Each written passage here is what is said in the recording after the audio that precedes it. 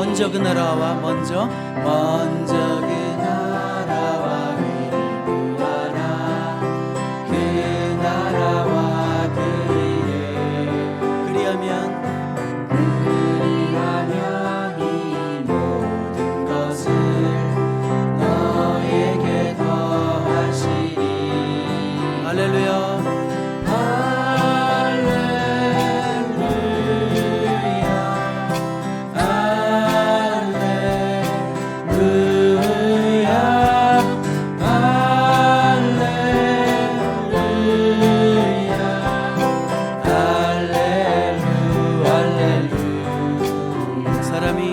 사람이 떠들어만 성만이요 하나님 말씀으로 그리하면 이 모든 것을 너에게 더하시리. 다시 한번요. 사람이 떠들어만 성만이요 하나님 말씀으로 그리하면 이 모든 것을 너에게 더하시리라.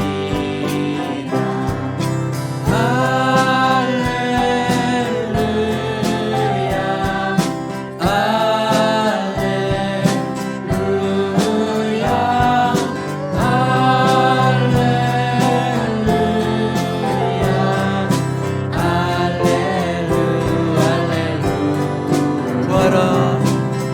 구하라 그리하면 주실 것이요 찾으면 찾으리라. 두드리면 열릴 것이라. 할렐루야.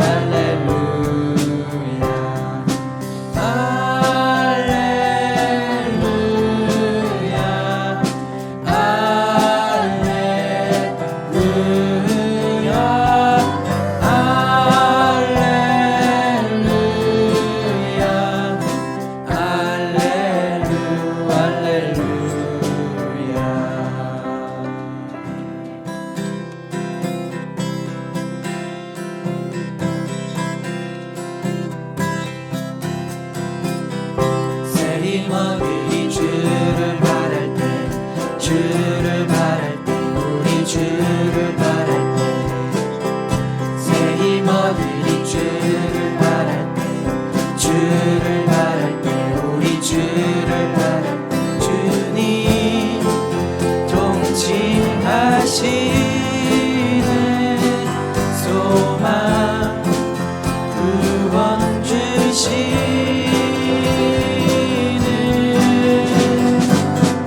당신은 영원하신 주, 내 영원하신 주, 지치지 않으시는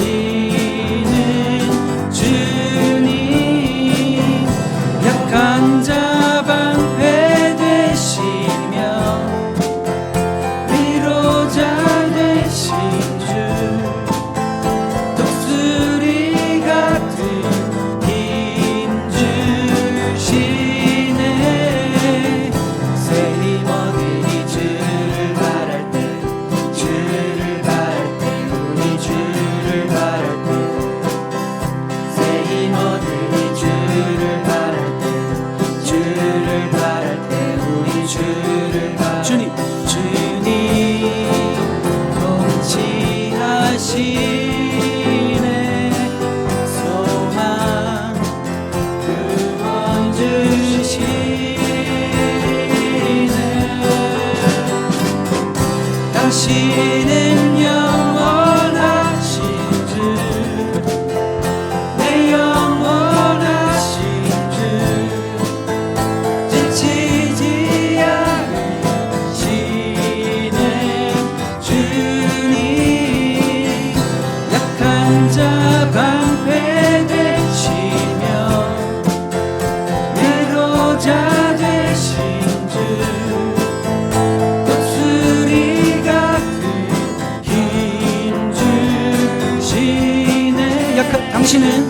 당신은 영원하신 주, 내 영원하신 주, 지치지 않으시는 주님, 약한 자 방패 되시며 위로자 되신 주, 목소리 같은 힘 주시네. 새 힘 얻으리 주를 바랄 때, 주를 바랄 때, 우리 주를 바랄 때, 새 힘 얻으리 주를 바랄 때, 주를 바랄 때, 우리 주를 바랄 때. 아멘.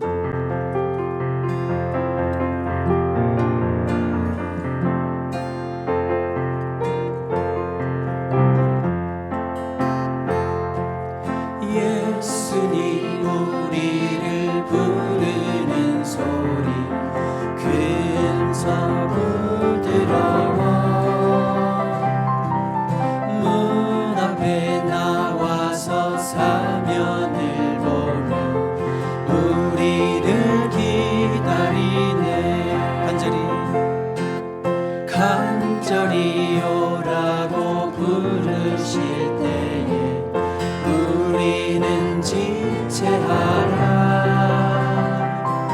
주님의 은혜를 왜 아니 받고 못 들은 채 하려나.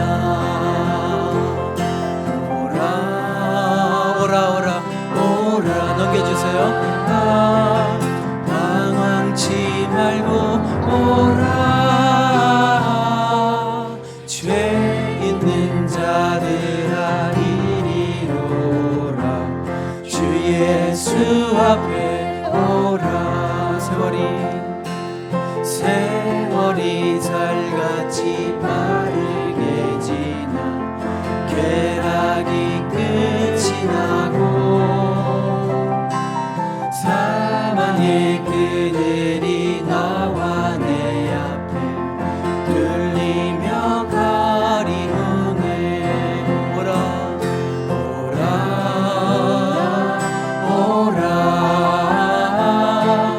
방황치 말고 오라. 죄 있는 자들아 이리로 오라. 주 예수 앞에 오라. 우리를 위하여 예비해 두신 영원한 집이 있어. 죄 많은 세상을 떠나게 될 때 영접해 주시겠네. 오라 오라. 방황치 말고 오라. 사랑하는 자여 이리로 오라. 주 예수 앞에 오라. Come on, come on. If you are weary, come on.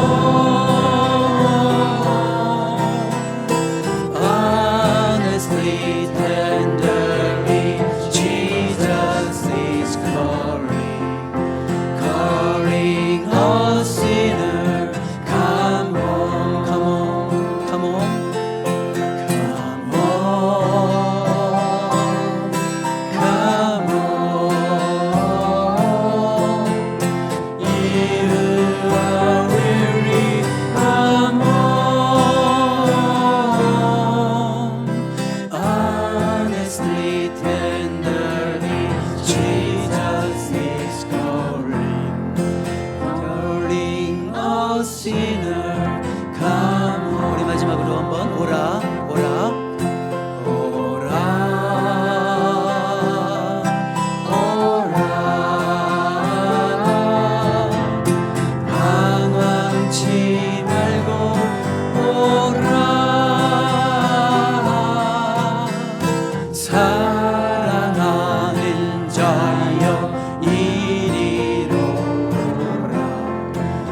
예수 앞에 오라.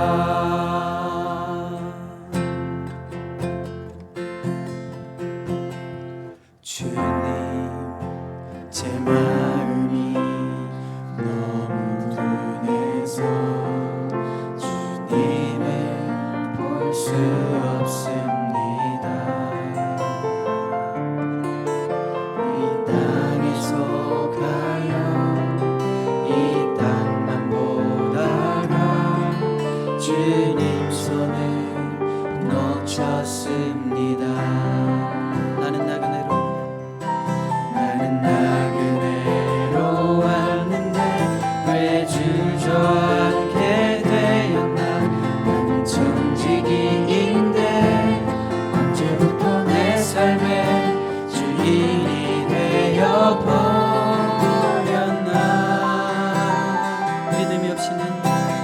믿음이 없이는 기쁘시게 못하나니 고된 수고도 헛될 뿐이라. 믿음이 없어서 무너진 삶의 모든 자리에 다시 주님을 기다립니다. 우리 다시 같이 자리에서 일어나셔서 우리 다시 처음부터 찬양합니다. 주님, 제 마음이 너무 둔해서 주님을 볼 수 없습니다. 이 땅에 속하여 이 땅만 보다가 주님 손을 놓쳤습니다. 나는 나그네로 왔는데 왜 주저앉게 되었나. 나는 청지기인데 언제부터 내 삶에 주인이 되어버렸나.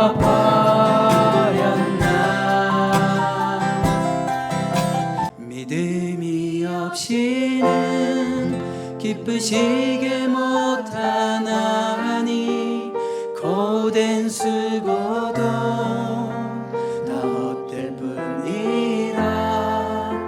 믿음이 없어서 무너진 삶의 모든 자리에 다시 주님을 기다립니다.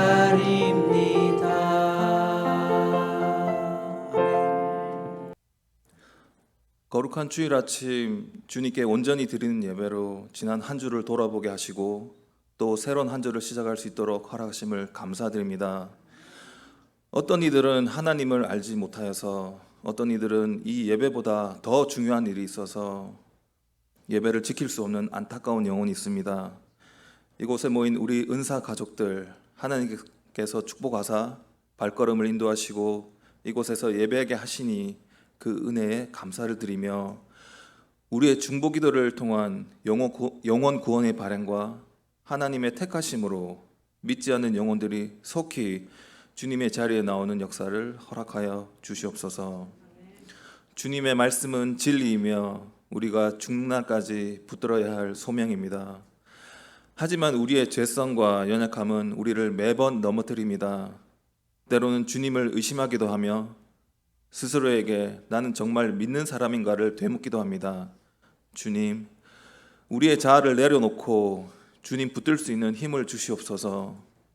길지 않은 너무 빨리 지나가는 인생길 가운데 우리를 바른 길로 인도하셔서 세상의 가치관에 머물러 있는 인생이 아닌 우리가 고민하는 것 그리고 꿈꿔야 할 행복이 주님을 향하고 주님 안에서 누리는 것들이 되게 하옵소서.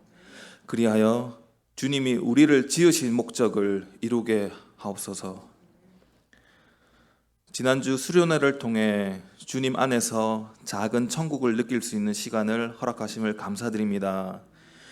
주님 만드신 아름다운 자연 속에서, 아름다운 교회 안에서 사랑하는 성도 간에 음식을 나누고 웃으며 춤추며 울며 찬양하고 기도했던 그 시간들이 그 어떤 모습보다 하나님 보시기에 가장 기뻐하는 모습이었음을 믿습니다.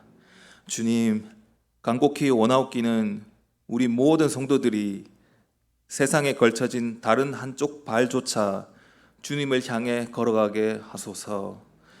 지난 주일 밤 뜨겁게 외치며 했던 그 기도가 이 예배당 가운데도 매번 울려 퍼져 성령 가득한 교회, 기적이 나타나는 교회 되게 하옵소서.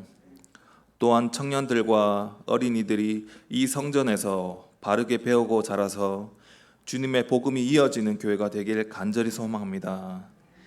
치열하게 살아가는 그들의 삶에 위기가 찾아올지라도 주님 주시는 힘으로 거뜬히 이기게 하옵소서. 세상과 타협하지 말게 하옵시고 늘 기도와 말씀으로 위로받고 세임이 얻는, 그리하여 우리의 믿음이 이어지고 확장되게 하옵소서. 늘 말씀을 전하기 위해 애쓰시는 우리 박은호 목사님의 그 수고를 주님 아시오니 영육간의 강건함과 쉼을 통한 회복도 허락하여 주시옵소서. 오늘 주시는 말씀이 듣기 좋은 것에 그치지 말게 하시고 가슴을 울리고 삶 속에 적용되는, 그래서 삶이 변화되는 출발점이 되는 오늘 이 예배가 되길 간절히 원하오며 우리의 생명의 주관자 되시는 우리 주 예수 그리스도 이름으로 기도하였습니다. 고개를 들라. 설교 제목입니다. 고개를 다 드셨네요. 오늘 그래서 고개를 쳐든 분도 있고. 여러분 사극을 보면 잘 나오는 장면이죠. 이 왕이 고개를 들라가 두 가지 톤이 있죠.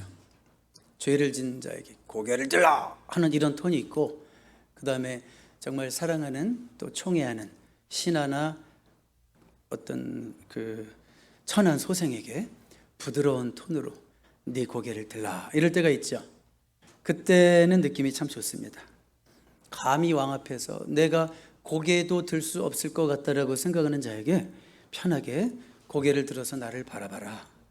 그러면 네가 하는 얘기 뭐든지 내가 들어줄게. 그런 의미가 담긴 거죠. 그런 의미에서 오늘 고개를 들라는 어떤 톤이에요? 고개를 들라. 한번 옆에 계신 분이랑 해볼까요? 어떤 톤인가? 고개를 들어 이러지 말고 고개를 들라. 어떤 톤인지 아시겠죠? 근데 오늘 우리가 읽은 시편이 시편 3편이잖아요. 시편 3편의 배경이 되는 사무엘하 15장에 보면, 15장 이하 보면 우리는 고개를 들지 못하고 고개를 푹 숙이고 있는, 처져서 고개를 푹 숙이고 있는 한 남자를 발견합니다. 누굴까요? 다윗 임금이었습니다. 자, 무엇이 다윗의 고개를 숙이게 했을까? 그 시편 3편의 표제를 여러분 성경에 보시면 이렇게 써 있어요. 다윗이 그의 아들 압살롬을 피할 때에 지은 시, 이렇게 되어 있어요. 그의 아들 압살롬을 피하여 도망가면서 지은 시다, 그런 얘기죠. 무슨 일이 있었냐면 아들 압살롬이 쿠데타를 일으켰습니다. 여러분, 자기 가족에 의해서 배신을 당하고 또 만인 앞에서 공개적으로 망신당하고 수모를 당하고 또 이렇게 흐트러진 전국, 이 난국을 수습해야 하는 상황 속에 놓여 있는 자가 누구라고요? 바로 다윗이었어요. 여러분, 사무엘하, 우리 다음 스크린 보세요. 사무엘하 15장 30절만 우리 한번 같이 읽어봐요. 시작. 다윗이 감람산 길로 올라갈 때 그의 머리를 그가 가리고 맨발로 울며 가고 그와 함께 가는 모든 백성들도 각각 자기의 머리를 가리고 울며 올라가니라. 국어가 좀 되시죠? 그리고 상상력이 좋으신 분들은 이 구절을 읽을 때 상상이 되지 않습니까? 다윗이 왕궁에서 쫓겨나는 거예요. 명예롭게 어디 산행을 가는 게 아니라 왕의 자리에서 쫓겨나는 거예요. 그러면서 감람산 길로 올라갈 때 그의 머리를 가렸대요. 울면서 올라가고 있는 그런 다윗의 모습이 상상이 됩니까? 고개를 들을 수가 없는, 너무 슬프고 또 불안하고 창피하고 고개를 들을 수 없는 그 다윗의 모습이 상상이 되시죠? 자, 이런 다윗이 이제 조금 더 가다가 나중에 그 바후림이라는 곳에 이르거든요. 바후림이라는 곳에 이르렀을 때 어떤 한 사람이 나타나서 소리를 지릅니다. 그 시므이라고 하는 자인데요. 다윗 이 나쁜 놈아 왕에게 조금 전까지 고개도 못 들어요. 다윗 앞에서. 근데 지금 이 순간 뭐라 그래요? 다윗 이 나쁜 놈아 이 가라 꺼져라 이놈아 막 이러는 장면이 나와요. 그때 다윗이 한마디도 대꾸를 안 합니다. 한마디도 대꾸를 못하고 고개를 들지 못하고 침묵하고 있었던 다윗의 모습을 여러분 상상할 수 있겠죠? 그 다윗이 지금 어느 정도로 비참한 심정인지 여러분들이 상상할 수 있을 거예요. 다윗의 심정 여러분 생각해 봐요. 배신당하는 건 참 힘든 일인데 특히 내가 믿었던 사람,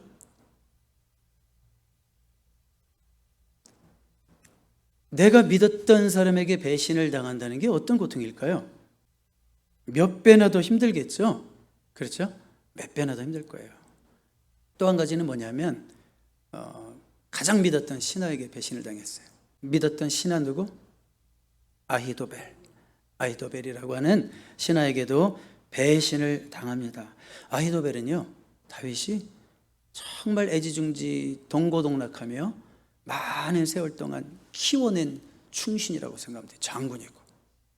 그래서 다른 사람 다 떠나도 아히도벨만은 내 옆에 있겠지 이랬던 사람이에요. 다윗 옆에.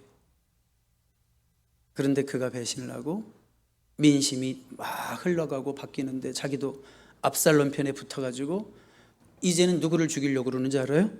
다윗을 죽이려고 그래요. 얼마나 다윗이 아플까요, 속이. 그런 상황이죠. 다윗이 고개를 들 수가 없습니다. 그리고 다윗이 두려운 것은 뭐냐면 다윗은 이제 제법 나이가 들었어요. 압살롬 아들은 떠오르는 별 같은 존재예요. 저 젊은 사람이 치고 올라오면 내가 다시 이 절에 들어갈 수 있을까? 다시 복귀할 수 있을까? 이런 두려움이 있는 거죠. 굉장히 다윗의 심정이 복잡하죠. 여러분 여러분들이 잘 아는 유명한 정치가가요, 큰 비리가 발각이 됐어요. 그래가지고 이제는 더 이상 정치 활동을 못하게 되면 우리는 그런 거에 대해서 뭐라 그러냐면 저 사람의 정치 생명이 끝났다 이렇게 얘기하죠. 정치가가 정치 생명이 끝났다는 것은 죽은 거랑 똑같은 거예요. 비슷한 거예요. 다윗도 그런 생각을 할 만한 상황이었습니다. 나의 정치 생명은 끝난 것인가?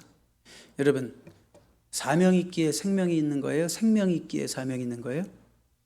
성경적으로? 사명이 있기 때문에 생명이 있어요? 생명이 있기 때문에 사명이 있어요?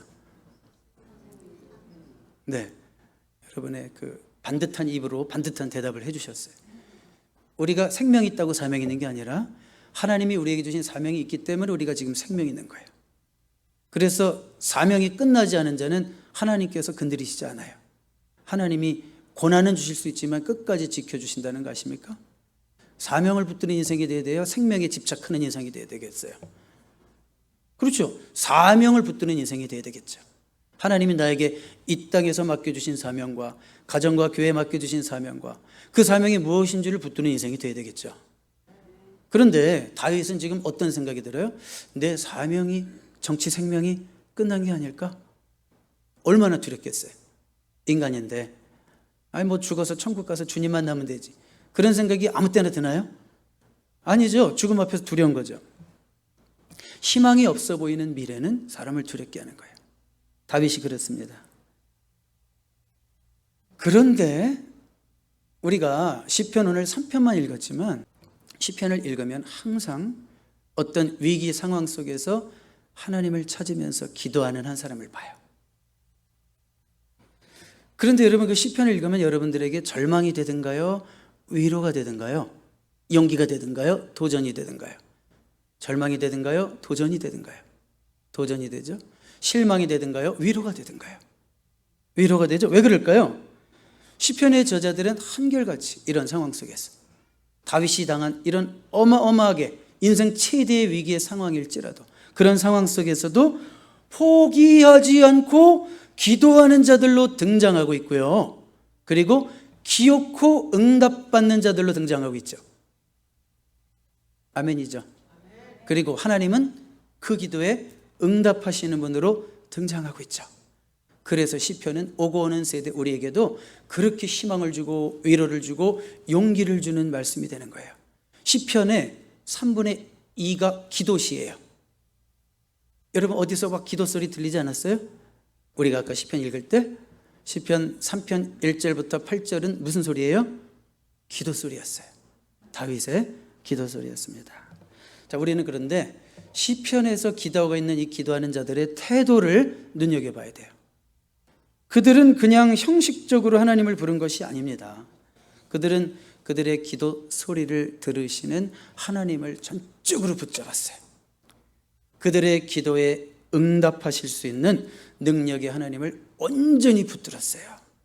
형식적으로 하나님, 오늘도 교회 왔으니까 하나님, 뭐 그냥 오늘도 아침에 일어났으니까 눈 뜨고 하나님, 이렇게 형식적으로 부른 게 아니라 그 내 기도를 들으신 하나님을 간절히 붙들고 내 기도에 응답하실 수 있는 능력의 하나님을 절실하게 붙들었다 이 얘기예요. 4절 볼까요? 자, 같이 읽어봐요. 시작. 내가 나의 목소리로 여호와께 부르짖으니 그의 성산에서 응답하시는도다. 자, 이것은 다윗이 간절히 기도드렸다는 표현을 이렇게 표현한 거예요. 나의 목소리로 여호와께 부르짖습니다. 이거는요, 체중이 실린 기도예요. 여러분 기도할 때 체중을 실어서 기도해 보셨죠? 여러분 뭐든지 체중을 실어서 해야 되는 거 알아요?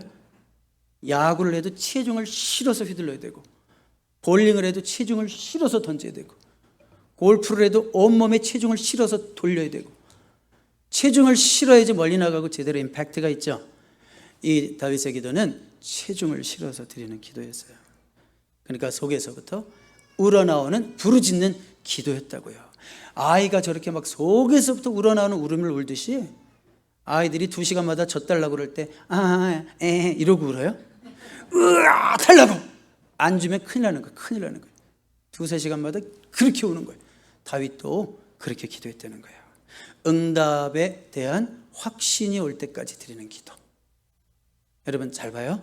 응답이 와서 끝날 때까지 드린다는 의미가 아니라 응답에 대한 마음의 확신이 올 때까지 드리는 기도다. 그런 얘기예요. 근데 여러분 이렇게 체중을 실어서 포기하지 않고 문제 앞에서 간절히 기도하는 게 쉬울까요? 평상시에 기도 안 해보던 사람이 위기를 당할 때 기도가 저절로 되던가요? 기도가 훈련된 사람도 쉽지 않을 수 있어요. 특히 문제의 상황이 너무 커 보이면 의심이 생기고 두려움이 앞서고 낙심과 체념이 생길 수 있습니다.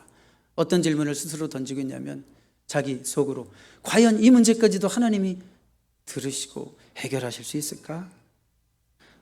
하나님께도 내 문제는 힘들 거야. 하나님은 작아 보이고 내 문제가 자꾸 커 보입니다. 그래서 문제의 크기에 눌려서 기도하기도 전에 낙심하고 체념할 수 있어요. 여러분 우리가 기도를 하면 사는데 기도를 못하게 하고 의심을 주고 두려움을 주고 낙심을 주고 체념하게 하는 존재가 누굴까요? 악한 마귀 사탄이겠죠? 그러면 2절 보세요. 다음 스크린 같이 읽어봐요. 시작. 많은 사람이 나를 대적하여 말하기를 그는 하나님께 구원을 받지 못한다 하나이다. 이게요 다윗을 제일 실망하게 하는 소리였어요. 다윗을 제일 힘 빠지게 하는 소리였어요. 무슨 얘기예요? 너는 앞으로 가능성이 없어. 그런 얘기 들은 거 아니에요? 너는 해결 못 받아. 너는 다시 회복 못하고 재기 못해. 이런 얘기들이 어디서 들려올까요? 여기서 저기서 들려옵니다. 압살롬 얘기했죠. 아히도벨 얘기했죠. 시므이 얘기했어요. 우리가 처음 아까 성경 구절 읽을 때 1절에 보면 하나님 나를 대적하는 자가 어찌 그리 많습니까? 사방에서 그런 얘기를 해. 넌 안 돼. 넌 끝났어. 네 정치 생명은 끝났어. 하나님도 너는 도와주실 수 없어. 네 문제에는 개입하실 수 없어. 자, 여러분, 저와 여러분들은 오늘 이런 소리들을 누구에게 듣는지 아세요? 어디에서 들려오는지 알아요? 마음에서 들려요. 마음에서. 악한 마귀가 이런 말을 우리 귀에 속삭이는 거예요. 네 문제는 하나님도 힘들어. 네 회사는 일어설 수 없을 거야. 네 건강은 회복되지 않을 거야. 네 남편 절대 안 변할 거야. 네 자녀들 더 좋아지지 않을 거야. 자, 이런 얘기를 누가 한다고요? 악한 마귀가 하는데 그 소리가 어디서 들려와요? 옆에 있는 아줌마가 하는 게 아니라고요. 내 마음속에서 들려온다고요. 내 마음속에서. 자, 이때 필요한 것이 뭐예요? 따라해 볼까요? 믿음. 자, 믿음이라는 것은 내 안에서 들리는 부정적인 소리, 불신의 소리, 의심의 소리, 두렵게 하는 소리를 거부하는 게 믿음이에요. 그런 소리들을 거부하고 마귀를 이기는 게 믿음이에요. 그래서 우리가 문제 앞에서 믿음의 기도를 한다는 건 뭐냐면, 하나님, 저는 지금 제 마음에서 들리는 이 의심의 소리, 불신의 소리, 두려움의 소리, 체념의 소리들을 거부하겠습니다. 여전히 구원이 당신께 있음을 믿겠습니다. 주께 피하는 자 복이 있다고 말씀하셨사오니 나는 주님을 붙들겠습니다. 이렇게 기도하는 게 믿음이에요. 그런데 계속 우리의 이성이 속삭이고 우리의 감정이 부추기고 계속 싫은 소리, 부정적인 소리, 힘든 소리, 두렵게 하는 소리를 계속 마귀는 마치 우리 귀에 확성기를 대고 하는 것처럼 크게 소리칠 수 있단 말이에요. 그럴 때마다 어떻게 해요? 그 소리를 거부하라. 믿음으로 거부하라. 그런 얘기입니다. 자, 그런데 여러분, 이런 믿음이 저절로 생길까요? 믿음은 저절로 생기지 않습니다. 자동차로 비유하자면 믿음은 오토매틱 트랜스미션이 아니고 믿음은 수동 기어 변속 장치와 같은 거예요. 자, 여러분, 일단 뚝 적용했어요. 그때 움직이죠? 차가 뉴트럴 돼 있으면 움직여요, 안 움직여요? 안 움직이죠? 자, 믿음이라는 것은 적용해야 되는 그 무엇이다. 믿음은 내가 적용해야 되는 거예요. 1단 기어, 1단 믿음 넣어, 2단 넣어, 3단 넣어, 계속 넣어야 되는 거예요. 뭐예요? 믿음이 생기도록 내가 뭔가를 해야지 믿음이 생기지, 가만히 뻘리고 있으면 감 떨어지는 거 아니라고요. 믿음은 내가 뭔가를 해야지 생긴다고요.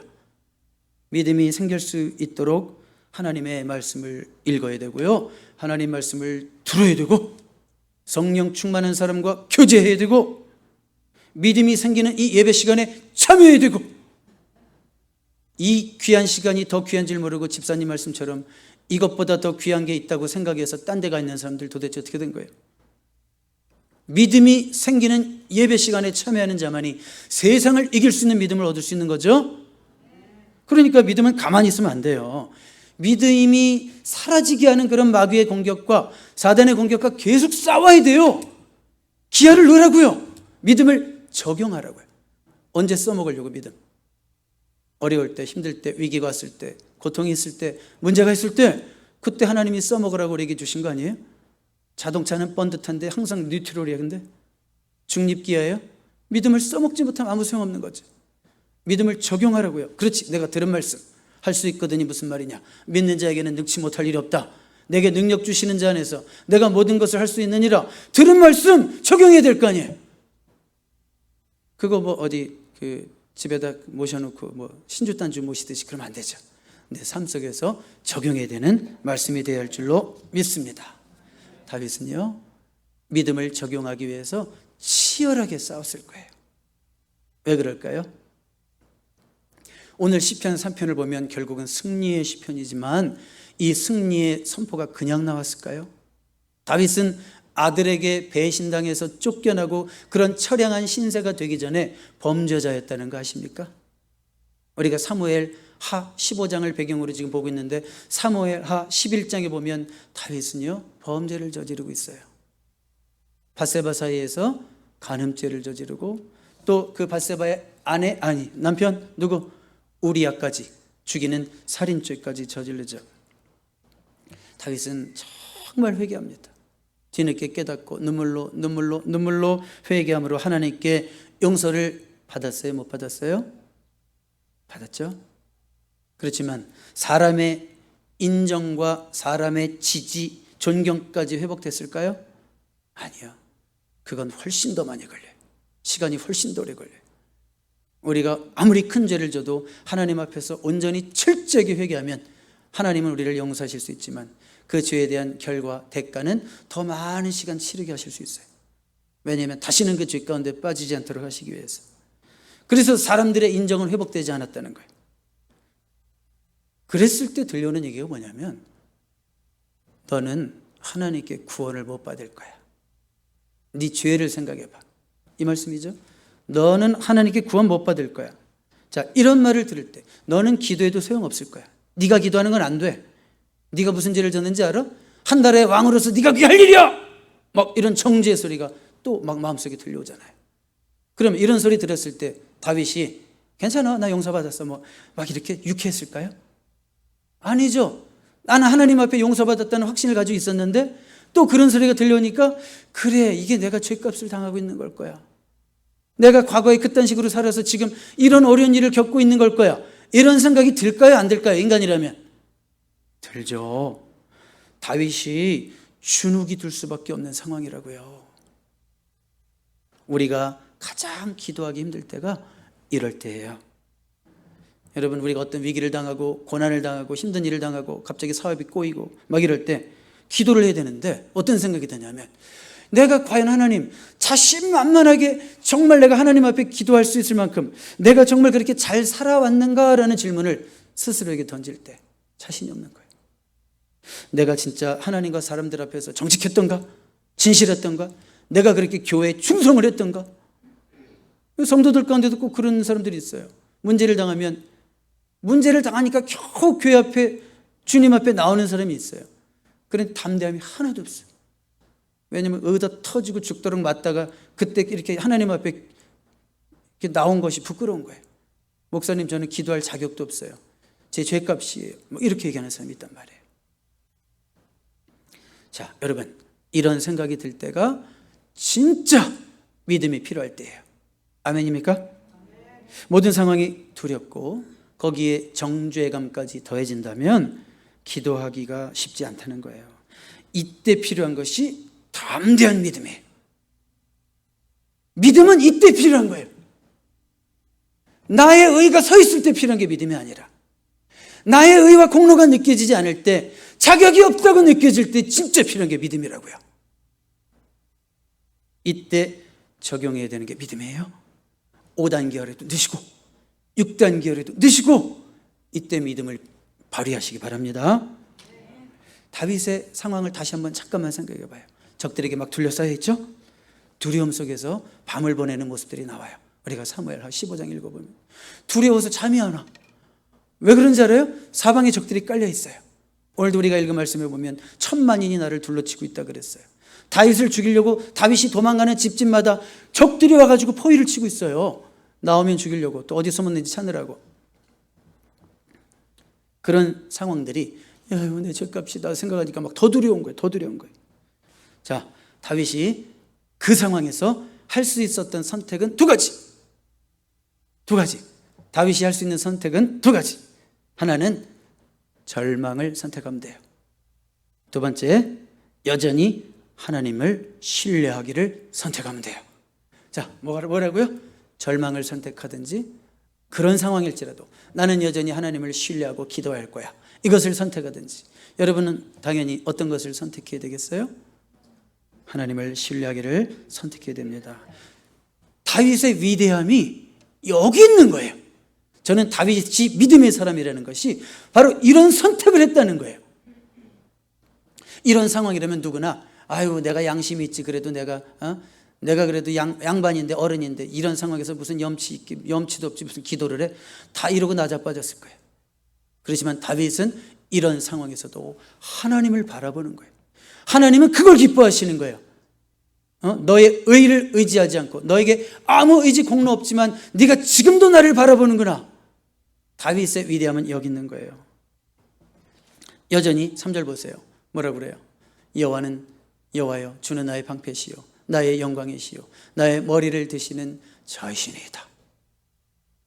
두려움에 떨고 밤잠 설치고 입을 뒤척뒤척 거리다가 기도하다가 아니지 이러면 안 되지. 주님은 나의 방패시지. 지금도 여전히 나의 의로 설 수 있는 게 아니지. 주님은 나의 영광이시고 이 처진 고개 숙인 내 머리를 들게 하시는 분이시지. 갑자기 뛰쳐나오는 고백이에요. 이렇게 결단해서 당당하게 다윗은 고개를 쳐들고 있습니다. 고개를 숙인 자여 고개를 드십시오. 오늘 설교 말씀 뭐예요? 제목이 고개를 들라. 무엇이 여러분들의 고개를 숙이게 합니까? 고개를 드십시오. 이것이 하나님 자녀의 권세입니다. 자식이기 때문에 부모 앞에서 고개를 드는 거예요. 자식이기 때문에 부모에게 요청하는 거예요. 다시 한번 얘기해 볼까요? 내가 완벽한 자이기 때문에 자격이 있어서 부모에게 요청하는 거예요? 아니면 자녀라는 신분 때문에 부모에게 요청하는 거예요? 그렇죠. 굉장히 중요한 말입니다. 아주 그냥 저 옆집에 보니까 도덕적으로 완벽한 아이가 있어. 행실이 바르고 공부도 무지 잘하고, 근데 잘생겼어 또. 쟤는 뭐지? 엄친아 정도가 아니야. 얘는 뭐지? 어마어마해. 근데 우리 집에 문제덩어리, 골칫덩어리 이상한 애가 하나 있어. 부모의 눈에는 누가 더 이쁜 거예요? 네? 저게 더 이쁘면 비정상이고, 부모의 눈에는 누가 더 이쁜 거예요? 남들은 와 이거 장군감이네, 개성 있게 생겼네, 이런 말만 듣는 애가 내 눈엔 제일 이쁜 거예요. 내 새끼니까. 다윗이 완벽했습니까? 다윗이 완벽하지 않았지만 다윗은 하나님의 자녀였고, 하나님의 자녀였기에 요청할 수 있는 권리가 있었고, 그래서 하나님이 들으시는 거예요. 옆집에 그 착한 아이가 어느 날 나에게 와서, 아저씨 저 이번 학기 좀 학비가 필요한데 학비 좀 도와주세요. 이런다고 도와주실 거예요? 모르는 애가? 그냥 월급만 2번 받는데? 그런데 우리 집 그 골칫덩어리 문제아이가 어느 날 정신을 차리더니 드디어, 엄마 이제 정신 차렸습니다. 이제 공부 시작해 볼게요. 혹시 제가 갑자기 공부하려고 그러니까 학비가 좀 문제가 되는데 좀 학비 좀 도와주실 수 있어요, 엄마? 부모는 그때부터 움직이기 시작하는 거예요. 학비를 구하기 위해서. 왜요? 이놈이 완벽하기 때문에 들어주는 거예요? 내 사랑하는 자녀이기 때문에 들어주는 겁니다. 자, 다윗의 간구는 이런 자녀의 요청이었습니다. 도덕적 완전함을 이룬 자의 요청이 아닙니다. 교회는 도덕적으로 완벽한 바리새인들만 앉아있는 데가 아니에요. 죄 가운데 빠지고 넘어지기도 하지만, 늘 쓰러지고 죄 가운데서 맨날 실패하기도 하지만, 그럼에도 불구하고 나는 주님의 도우심이 없으면 못 살겠다고 고백하는 자들이 나와 앉아있는 자리가 교회인 줄로 믿습니다. 그런 죄인들이 올 수 있도록 교회가 문이 활짝 열려야 돼요. 맨날 교회에서 이렇게 사람 채고 너는 이래서 안 되고 저래서 안 되고 오지 마, 이러면 안 돼요. 여러분들의 마음의 문턱을 낮추세요. 그래야지 이상한 사람들, 좀 시시껄렁해 보이는 사람들, 세상적으로 왔을 때는 그런 사람들이 온단 말이에요. 내가 불완전할지라도 하나님의 자녀라면 담대하게 예수님의 이름으로 어떤 상황에서도 주님께 도움을 요청할 수 있습니다. 아멘이죠? 이제 마지막으로 다윗은 이제 응답을 확신했고요. 그 4절이 확신한 거예요. 그 다음에 마음의 평정을 되찾고 있어요. 5절 6절. 내가 누워 자고 깨었으니 여호와께서 나를 붙드심이로다. 마음의 평정을 찾았다고 그랬어요. 어느 정도까지? 천만인이 나를 애워싸 진찐다 하여도 나는 두려워하지 아니하리로다. 이게 말이 됩니까? 기도하기 전까지는 어땠어요? 두려워서 잠을 못 잤죠?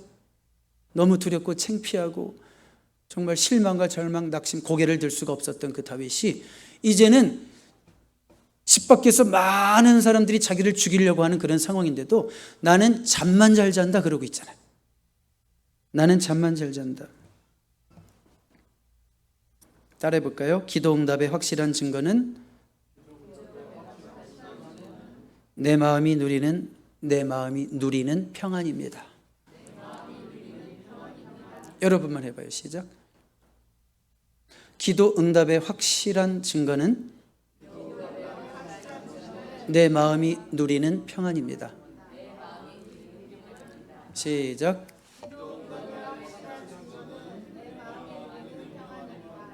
근데 기도했는데도 아직도 불안하다면, 기도했는데도 아직도 두렵다면, 기도했는데도 아직도 의심이 생긴다면 무슨 뜻일까요? 아직 기도가 덜 된 증거입니다. 아직 기도를 더 하라시는 하나님의 사인입니다. 여러분, 염려의 짐이 떨쳐질 때까지 기도해 본 적 있어요? 두려움이 마음속에서 떨어져 나갈 때까지 기도해 본 적이 있어요? 하나님이 이제 그만해, 그만, 알았어, 내가 보장해 줄게, 이런 음성이 들리고 기도를 멈춰 보신 적이 있어요? 기도하면서도 두렵고, 기도하면서도 불안하고, 기도하고 예배당 밖으로 나가는 순간 될까? 이렇게 얘기하고 앉아있고. 이거는 기도가 끝난 게 아니에요. 다시 얘기할까요? 기도 응답의 확실한 증거는 내 마음이 누리는 평안입니다. 내 마음에 평안이 오고 확신이 오면 그 하나님이 이미 응답하신 줄로 믿습니다. 자, 그래서 다윗이 마지막으로 이제 하고 싶은 얘기가 뭘까요? 어떤 문제든지 어떤 고통이 있어도 또 당신을 공격하는 자가 많을지라도 그런 것들이 하나님이 당신을 도우시는 것을 막을 수 없습니다. 걱정하지 마십시오. 바울의 고백이 생각나죠? 누가 우리를 그리스도의 사랑에서 끊으리요? 환난이나 곤고나 핍박이나 기근이나 적신이나 위험이나 칼이랴. 그 무엇도 우리를 그리스도의 사랑에서 끊을 수 없어요. 좋으신 하나님, 선하신 하나님이 저와 여러분들을 지키심을 믿습니까? 무엇이 여러분들을 두렵게 합니까? 무엇이 여러분들을 방해합니까? 하나님과 여러분 사이에 무엇이 여러분들을 가로막고 있습니까? 다시 한번 들어보세요. 누가 우리를 그리스도의 사랑에서 끊으리요? 환난이냐, 고통이냐, 핍박이냐, 기근이냐, 적신이냐, 위험이냐, 칼이냐, 그 어떤 것일지라도 하나님과 나 사이의 그 사랑을 끊을 수 없다는 거예요. 주눅들지 말고 기도하십시오. 완전주의의 올무에 빠져가지고 나 같은 자는 기도해도 안 될 거야, 이런 얘기는 하지도 마십시오. 있는 모습 그대로 하나님 앞에 자녀로서 담대하게 기도하고 요청하고 응답받는 우리 모두 될 수 있기를 주님의 이름으로 축복합니다. 기도하겠습니다. 고개를 들라 말씀하시는 주님의 따뜻한 음성을 우리가 들었습니다. 우리에게 자녀의 권세를 주셨사오니 모든 문제 앞에서 주님께 도움을 요청합니다. 마음의 응답의 확신이 올 때까지 기도하게 하옵소서. 구원이 오직 주께 있음을 체험하는, 그래서 간증 있는 삶으로 우리를 인도하여 주시옵소서. 예수님의 이름으로 기도드립니다. 아멘. 약할 때 강함 대신에, 이 약할 때 강함 대신에 나의 보배가 되신 주 나의 모든 것, 주 안에 있는 보물을 나는 포기할 수 없네. 주 나의 모든 것, 예수 어린 양 존귀한 이름,